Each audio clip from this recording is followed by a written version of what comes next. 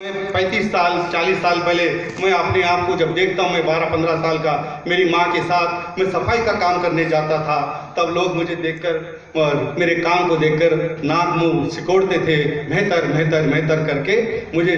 और कुछ छोटे बच्चे जो है पत्थर भी मारते थे, छी गलीज करके। लेकिन उस गंदगी को, उस गलाजत को मैंने अपनी उस पीड़ा को बनाए रखा और हम अपने काम में लगे रहे। लेकिन जब मैं 10वीं क्लास में जब मैं पहुंचा तो मुझे बाबा साहब के जीवन और मिशन की जो किताब मिली, उस किताब ने मेरी सोच को मेरे कायाकल्प किया और मेरी सोच में एक ऐसा तूफान भर दिया कि वहाँ से मैं कभी पलटकर उस दलिद्री और गंदगी की तरफ देखा नहीं। और जीने के साधन मैंने तलाशे। मैंने दूसरा जो है कारोबार शुरू किया, चाय पत्ती का। क्या गांव चाय पत्ती बेचता और बाकी दिन जो बचते संडे के दिन, बाकी दिन मैं कॉलेज करता और अपनी पढ़ाई करते हुए यहाँ तक पहुँचा हूँ। ये बाबा साहब की प्रेरणा है, ये बाबा साहब की देन है। तो साथियों, एक भारत भूषण सफाई का काम करते हुए दूसरा पेशा अपना करके, पार्ट टाइम काम करके एक प्रोफेसर के पद पर, वाइस प्रिंसिपल के पद पर पहुँच सकता है। तो आपके पास तो बाबा साहब ने बहुत सारी सुख सुविधाएं दे रखी है, उसको हम प्राप्त करके मेरे से भी बड़ा आदमी बन सकते हैं। तो साथियों, ये बाबा साहब की सोच है। जिसने भी बाबा साहब को अंगीकार किया है, बाबा साहब के मार्ग पर आया, उसके जीवन में उत्थान हुआ है, प्रगति हुई है, विकास हुआ है। और जो लोग रोना रोते रहते किस्मत का, इसका उसका, तो वो वहीं के लकीर के फकीर बने रहते हैं। तो साथियों, हमें सोच बदलना है। तो मैं ये सोचता हूँ कि आदमी कुछ नहीं, एक सोच का पुतला है। आदमी कुछ नहीं, एक सोच का पुतला है। जैसे जैसे सोचता है वैसे बदलता है। तो हम अपनी सोच बदलेंगे तो हमारा जीवन बदलेगा, हमारे जीवन में परिवर्तन होंगे। परिवर्तन कोई दिव्य शक्ति से, बाहर या किसी आशीर्वाद से नहीं होते। उसके लिए हमको मेहनत करनी पड़ती है, काम करना पड़ेगा। हमें जो बाबा साहब की जो विचार है उसको अपनाना पड़ेगा। यही एक व्यक्ति है आज सारी दुनिया में बुद्ध के बाद जो जाने गए हैं ज्ञान के लिए, जो सम्मान के लिए, मानवता की पहचान के लिए, वो है बाबा साहब अम्बेडकर। आप देखिए, जो कोलंबिया यूनिवर्सिटी में, बाहर दुनिया की यूनिवर्सिटी में बाबा साहब को symbol of the knowledge, world symbol of the knowledge की उपाधि दी गई। तो बाबा साहब ने भारत देश का संविधान लिखा, भारत देश के अभागे लोगों को जो दुर्गति में जी रहे थे उनका जीवन सुधारा। लेकिन फॉरेन के लोगों के लिए क्या किया? लेकिन वही दस्तावेज, वही बाबा साहब की जो लिखे गए जो रचना है, जो संविधान है, वो एक प्रेरणा का काम कर गए। उन लोगों ने भी सीखा कि भारत देश में जितनी विविधताएं, इतनी बुराइयां हैं, उन सब में जो हमारे देश में भी है, हम भी अपने देश में इसको लागू करके, इसको सीख करके हम अपने जो बुराइयों को बदल सकते हैं। तो ये बाबा साहब की बदलने की जो क्षमता थी, ताकत थी, उनकी लेखनी में है। तो साथियों, बाबा साहब को जो है मानना, जानना और फिर उसके नक्शे कदम पर चलना, तो वह बदलाव करेगा। नहीं खाली जो है वो शक्कर शक्कर कहने से मुंह मीठा नहीं होगा। शक्कर जो ये ब्राह्मणों की सोच है कि मैं पाठ करता हूँ, ये कथा करता हूँ, आपके जीवन में परिवर्तन हो जाएगा, अगले जन्म में आप ये बनेंगे, आपको ये उपलब्धि हो जाएगी। तो ये उसी तरह से है जैसे मैं शक्कर शक्कर कहता हूँ तो मेरा मुंह मीठा हो जाएगा, लेकिन हमको मुंह मीठा करना है तो शक्कर खानी पड़ेगी। तो बाबा साहब के दर्शन में, बाबा साहब की आइडियोलॉजी में हमको मेहनत करनी पड़ेगी, खूब परिश्रम करना पड़ेगा, खूब काम करना पड़ेगा, पढ़ाई करनी पड़ेगी। और ये शिक्षा ही एक ऐसी कुंजी है जो सारी समस्याओं को, सारे हमारे दुख दर्द को बदल सकती है। मैं जब स्कूल में पढ़ता था कि टीचर को ये समझता था कि ये टीचर जो है कैसे इनकी किस्मत भगवान ने लिखी होगी कि ये इतने सबको पढ़ा रहे हैं, सबकी जो है मनस्थिति बदल रहे हैं। तो जब मैंने बाबा साहब को साहित्य और बौद्ध धर्म की शिक्षाएं पढ़ी और प्रगतिशील लेखकों को पढ़ा, तो जाना कि कोई भी चीज़ बदलने के लिए जो भी बदलाव किए हैं वो मनुष्यों ने किए हैं, विद्वानों ने किए हैं, साइंटिस्टों ने किए हैं, और किसी देवी देवता के चमत्कारों ने कुछ भी नहीं किया है। केवल लोगों को मूर्ख बनाया है, उल्लू बनाया है और उनको पंगु बना के रख दिया है। तो साथियों, हमको भी इस कारागार से, अंधेरे से बाहर निकलने के लिए बाबा साहब की रोशनी में हमको आना होगा। तो आप देखिए, सूरज तो रोज दिन में रोशनी देता है, लेकिन एक ऐसा सूरज है जो दिन में भी और रात में भी साल के 12 महीने जो रोशनी देते रहता है, उसका नाम है बाबा साहब अम्बेडकर। उस रोशनी को हम अपने घरों में रखें, उसकी किताबें रखें, उसके विचारों को रखें, हमारा जीवन भी रोशन हो जाएगा, हमारे जीवन में भी प्रकाश मिलेगा।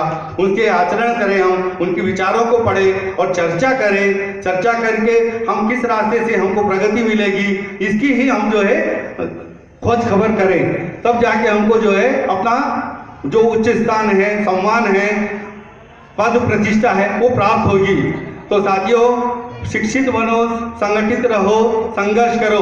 तो बाबा साहब ने जो हमको दिया है कि संघर्ष, शिक्षित बन के हमको अपने आप को सुधारना है, फिर हम सुधर कर अपने समाज को सुधारना है। समाज को सुधारने के लिए जो बाबा साहब की नियम है, बताए हुए रास्ते हैं, उसको अमल करें। हम अपने समाज को बताएं कि इस रास्ते से हमको ये प्राप्ति होगी और यहाँ से हमको दुर्गति होगी। इस दुर्गति के रास्ते से हमको बदल नहीं चलना है और अपने समाज के लिए हमको संगठित रहकर अपने समाज का बचाव करना है और उसके अधिकारों की रक्षा करनी है। और अधिकार हमारे संविधान में बंद है।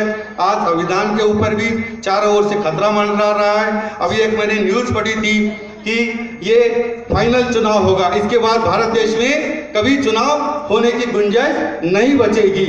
ये किसी समाचार पत्र में जब मैंने देखा तो मेरी भवें जो है एकदम वो हो गई कि ये क्या समाचार है।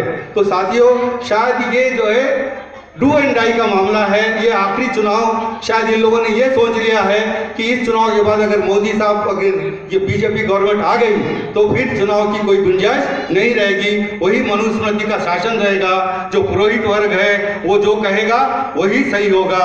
आप टीवी पर भी आप देख रहे होंगे, जो समाचार उनको पसंद है वही समाचार प्रस्तुत किए जाते हैं। बाकी कोई भूखा मरता है, कोई बीमारी से मरता है, कोई जो एक एक्सीडेंट में मरता है, कोई गटर में मरता है, उसके कोई समाचार कोई टीवी पे चैनल पे नहीं आते। टीवी सीरियल में भी आप देखते हैं वो घर घर की कहानी, बहू भी कभी सास थी, मतलब ऊट पटांग ऊल जलूल तरह के जो है वो सीरियल आते हैं। और हमारी माँ बहनें भी, इस देश के लोग भी बड़े चाव से उन्हीं को देख रहे हैं और उन्होंने उनको इतना हिप्नोटाइज कर दिया है कि वो अपने एक संस्कृति को एक तरह से पिरो कर बताते हैं। गणपति के समय गणपति बताएंगे, करवा चौथ के समय करवा चौथ का प्रस्तुतिकरण करेंगे, माता का नवरात्रि में माता की जो है पूरी वो चर्चाएं करेंगे, माता का जो दर्शन बताएंगे कि ये माता से करने से ये, यानी हमको पूरी तरह से अपने संस्कृति के जाल में हमको मूर्ख बनाने का, हमको जो है पंगु करने का पूरा काम उन्होंने, पूरा जाल मीडिया के माध्यम से और सत्ता के माध्यम से चारों ओर से उन्होंने हमको घेर कर रखा हुआ है। लेकिन बाबा साहब की ऐसी सोच है, जो बाबा साहब की सोच में आगे शेर की तरह इस जाल को भी और इस किले को भी तोड़कर आज़ादी का जो है बिगुल बचाएगा।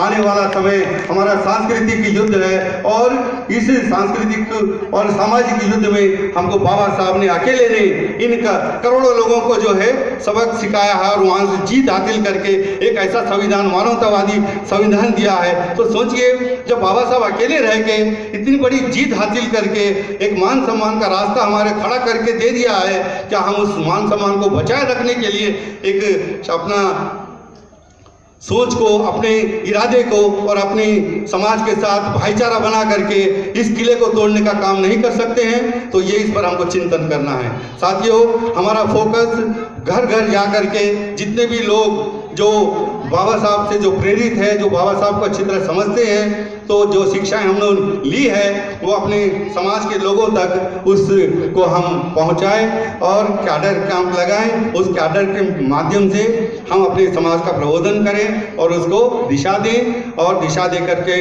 आने वाले इस समस्या का निदान हम खोज सकते हैं। और बाबा साहब का एक ही मार्ग है कि यहाँ से हमारी मुक्ति हो सकती है, सारे दुखों से हम पार हो सकते हैं। इतना मैं कहते हुए अपने, मुझे घड़ी रख दी गई है और घड़ी कह रही है कि मुझे अपने विचार को विराम देना चाहिए, आगे अगले वक्ता भी है। तो साथियों, मुझे जो यहाँ जेपी साहब की संस्था ने और यहाँ के लोगों ने मुझे सुना। आप सबका मैं आभार व्यक्त करता हूँ और जेपी साहब को बहुत बहुत साधुवाद देता हूँ। जेपी साहब आप आगे बढ़ो, हम आपके साथ हैं और जब भी आप हमसे जो भी बन पड़ेगा हम आपके सहयोग में खड़े रहेंगे और इस संस्था को आगे बढ़ाने के लिए, समाज की प्रगति के लिए हम तत्पर रहेंगे।